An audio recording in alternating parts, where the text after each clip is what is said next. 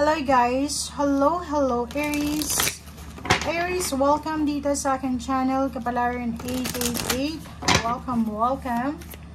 Alamin natin Aries kung anong messages, vibration, gabay, energy para sa lahat ng nanonood sa ngayon. Okay? Ano ba ang mensahe? Ano ba yung energy na gustong iparating sa mga Aries? First two cards natin is full moon in Virgo, and then first quarter moon in Leo, the second card. Yung first card mo dito, sinasabi na siguro may iba dito ng Aries na masyado silang bored sa nangyayari sa paligid nila, or yung parang nasa comfort zone lang sila, or pwedeng maraming restrictions. May restrictions ka na pinagdadaanan siguro. Okay? So, sinasabi sa'yo dito, Aries, ng barahan na make sure na yung actions natin, yung decision making natin na posibleng gawin is kailangan natin ng tamang information. Okay? Ibig sabihin, dapat, bago ka magdesisyon, pag-aralan mo muna, alamin mo muna kung tama ba tong information na to, na natatanggap ko, nare-receive ko, ganyan, ganito. Okay? Ang next card mo dito is first quarter moon in Leo, be humble. Okay, so pwedeng may mga Aries dito na makakatanggap sila or nakatanggap na sila ng like success, recognition, rewards, awards, freedom, justice, or prosperity na abundance. Depende yan sa kung ano yung energy na or blessings na natanggap mo.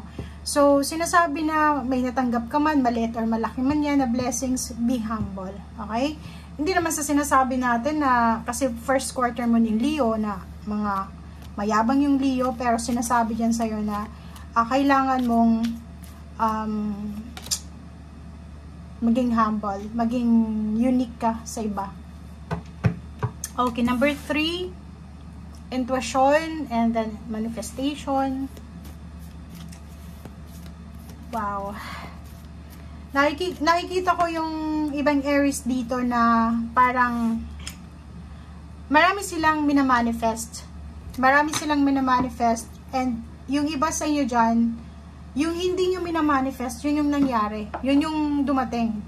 For example, nagmamanifest ka ng relationship, tapos ang dumating sa'yo, hindi relationship, kundi best friend, friendship, diba? So, pwedeng nakikita ko sa'yo dito, pwedeng magtatanong ka sa sarili mo, bakit ganon? Ang hinahangad ko, hinahanap ko is karelasyon. Bakit ang binigay sa akin ni Lord is barkada, kaibigan.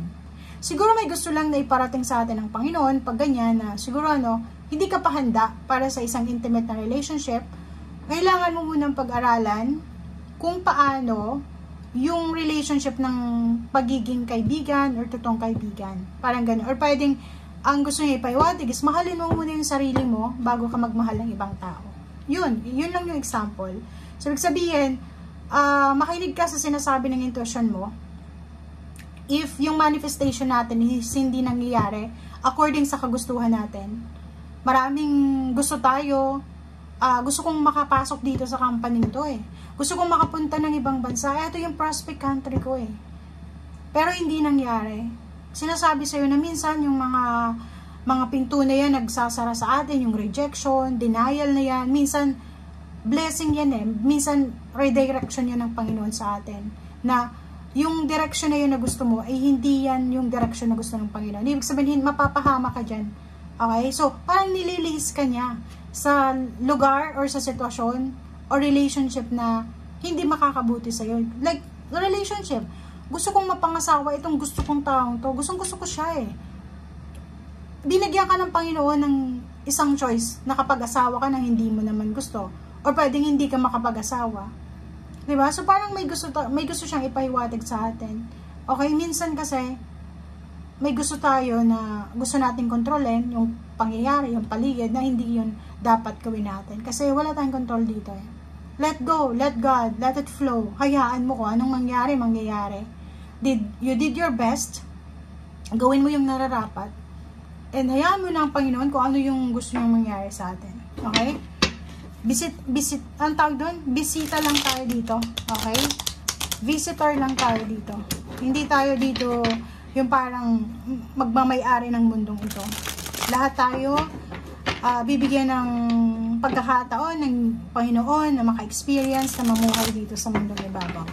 Kaya pag isinilang tayo dito, maging grateful tayo na wow, thank you Lord, kasi isa ako sa mapalad na isinilang, namulat dito sa mundo. Pero yung iba sasabihin mo lang yan na thank you Lord kasi maganda yung buhay mo, hindi ka naghirap. Naku, alam mo ba, wala, kung ikwento ko sa iyo yung buhay ko, sobrang hirap simula sa simula. Pero yung paghihirap na yun yung ginawa ko siyang motivation. Na-motivate ako doon lang yung pagiging buhay ko sa mundong ibabaw. Siya yung pinagpapasalamat ko yun. Okay? Araw-araw akong magpapasalamat sa Panginoon. Araw-araw akong magbe-pray na yung pasasalamat ba na hindi ko ma-imagine kung, diba, isipin mo lang, maraming mga tao na hindi pa nga isinisilang, wala na, diba? Isipin mo yon, nandito ka, ilang taon ka na. May iba din, pag tumatanda sila, tatanungin mo, how old are you po? Ayaw nilang sabihin yung edad nila. Hindi nila alam na yung aging is a blessing yan eh. You should be proud of your age, diba? Kasi tingnan mo yon, you're very blessed. Kasi marami ng mas bata pa kasi sa'yo. Nandun na, wala na dito sa mundo. Diba? So yun ang sinasabi dito. 3 of Pentacles, 9 of Pentacles. So, nakikita ko sir dito, Aries na isang collaboration, isang business collaboration, investment, or pwedeng relationship collaboration, ang posibleng magdadala sa'yo ng financial wish. Or siya yung tutupad ng financial dreams mo or goals mo. So, ano yun? Siguro may business ideas ka na gustong simulan, or meron kang plano tungkol sa pagkakaroon ng pera, stability, na pwedeng siya yung, kung ano man yan, siya yung pwedeng maging rason para maging milyonaryo ka. Okay? Pwedeng dyan sa trabaho yan, dyan sa business na yan, yan yung pwedeng maging daan or maging stairway to success. Parang ganun. In the near future, pwedeng 3 months from now, 3 weeks from now, makinig ka. December 1 to eh. So, December 1, bilangin mo December 1, 3 weeks from December 1, nakikita ko na nasa celebratory mode ka. Pwedeng makukuha mo kung ano yung financial wish mo dito. Celebratory, Christmas, New Year's, reunion, pwedeng merong mga Aries na babalik sa kanilang tahanan, sa probinsya, sa Pilipinas. Basta nakikita ko sa'yo dito na yung future mo ay sobrang positive. Okay? 2 of Rods, in the coming months, pwedeng 2 months from now, so pwedeng December, January, February, pwedeng February, nakikita ko sir dito na maraming offers ka na matatanggap. It's either financial offers, work, or business. Sa relationship, ganun din, maraming pwedeng makipagkaibigan sa'yo, maraming mga tao na gustong mapalapit sa'yo, parang ganun. Maraming tao yung may inspire sa'yo. Okay? And next card natin is may Page of Cups and Knight of Rods. Ay kita ko sure dito na for the next few months, sobrang magiging famous ka. Pag nakikita ko sure dito yung excitement, yung confidence level, plus may strength card dito. So, ibig sabihin yan, confidence level mo in few months, posibleng magiging sobrang confident ka sa sarili mo. Bagong buhay to eh. Nakikita ko yung Aries na to eh, sobrang grateful siya, thankful siya sa lahat ng mga biyaya na natanggap niya for several days or pwede ngayon mismo. Sa usaping pera din, nakikita ko siya dito na parang magbabago yung lahat.